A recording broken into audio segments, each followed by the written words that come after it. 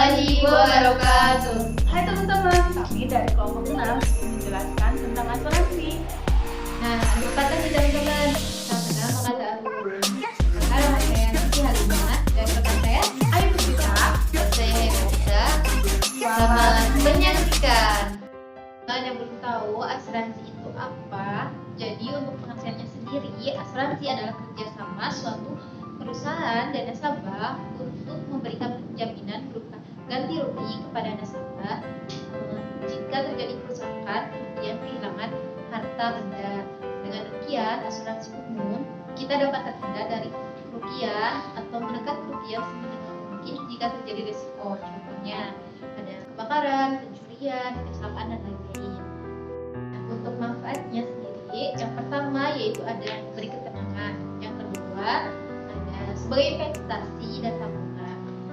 Dengan mendaftarkan diri sebagai nasabah pemegang polis, kalian akan mendapatkan jaminan pengembalian investasi pada akhir kontrak. Yang ketiga yaitu membantu meminimalkan kerugian. Asuransi ini membantu para pemegang polis untuk meminimalkan kerugian dari kejadian tak terduga yang mungkin terjadi seperti biaya kerugian, bencana kebakaran, kecelakaan dan lain-lain. Dan asuransi yaitu pemberian jaminan kepada nasabah agar terhindar dari resiko-resiko yang akan diderita jika terjadi kejadian yang tidak terduga. Oh iya teman-teman, untuk cara kerja asuransi itu sendiri yang pertama mencari nasabah. Jadi perusahaan asuransi menawarkan produk dan mencari seseorang yang akan menjadi nasabah perusahaan asuransi itu sendiri. Yang kedua, mengumpulkan premi. Jadi nasabah akan diberi jadwal pembayaran premi yang biasanya dilakukan setiap bulan. Terus yang ketiga, membayar klaim. Jika terjadi klaim dari nasabah yang mengalami resiko, perusahaan asuransi harus membayarkan sesuai dengan ketentuan. Tapi, perusahaan asuransi itu sendiri juga nanti harus memastikan bahwa kejadian yang dialami nasabah tersebut benar-benar terjadi dan bukan rekayasa. Untuk produk-produk yang biasanya ditawarkan oleh perusahaan asuransi itu sendiri, yang pertama asuransi kesehatan, asuransi kebakaran, terus asuransi pendidikan, asuransi umum, dan masih banyak produk-produk yang ditawarkan oleh perusahaan asuransi itu sendiri. Oh iya teman-teman, selain ada asuransi konvensional, ada juga loh asuransi syariah. Nah, betul juga teman-teman. Pada dasarnya yang membedakan asuransi syariah dengan asuransi konvensional adalah prinsip yang digunakan.